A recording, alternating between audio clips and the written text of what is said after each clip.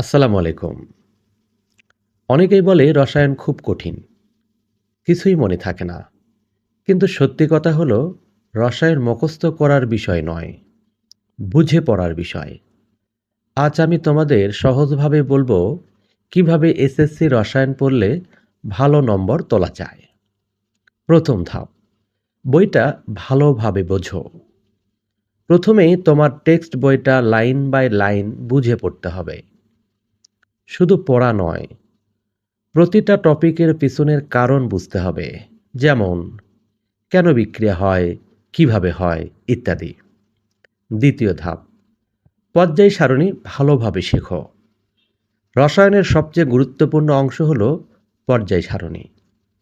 এখানে প্রথমে বুঝতে হবে ইলেকট্রন বিন্যাস। প্রতিটি মৌলের ইলেকট্রন কিভাবে বিভিন্ন শক্তি স্তরে বসে এটা বুঝতে পারলে অনেক কিছুই সহজ হয়ে যাবে। এরপর আসবে পর্যায় সারণীতে মৌলের অবস্থান।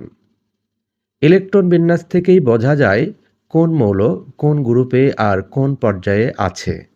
যেমন যে মৌলের শেষ কক্ষপথে একটি ইলেকট্রন থাকে সেটি সাধারণত প্রথম গ্রুপের মৌল হয়ে থাকে, আর যেটার দুইটি কক্ষপথ থাকে সেটি সাধারণত দ্বিতীয় পর্যায়ের মৌল হয়।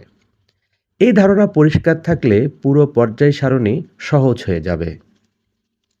তৃতীয় ধাপ, ছোট নোট তৈরি করো। সবকিছু একসাথে মুখস্থ না করে ছোট ছোট নোট বানাও। প্রতিটি অধ্যায়ের গুরুত্বপূর্ণ সংজ্ঞা, সূত্র, বিক্রিয়া আলাদা করে লিখে রাখো। চতুর্থ ধাপ, বিক্রিয়া প্র্যাকটিস করো। রসায়নের সবচেয়ে গুরুত্বপূর্ণ হল রাসায়নিক বিক্রিয়া। প্রতিদিন কিছু না কিছু বিক্রিয়া লিখে প্র্যাকটিস করো, না দেখেই লেখার অভ্যাস করো। পঞ্চম ধাপ, প্রশ্ন সলভ করো। আগের বছরের প্রশ্নপত্র আর মডেল টেস্ট অবশ্যই সমাধান করতে হবে। এতে বোঝা যাবে কোন অংশ থেকে বেশি প্রশ্ন আসে এবং প্রশ্নের ধরন সম্পর্কেও একটা স্পষ্ট ধারণা পাওয়া যাবে। ষষ্ঠ ধাপ, রিভিশন খুব গুরুত্বপূর্ণ। একবার পড়ে ভুলে গেলে লাভ নেই। প্রতিদিন অল্প অল্প করে রিভিশন দাও। শেষ মুহূর্তে পুরো বই আবার ঝালাই করো। শেষ কথা, রসায়ন কঠিন নয় যদি তুমি ঠিকভাবে পড়ো।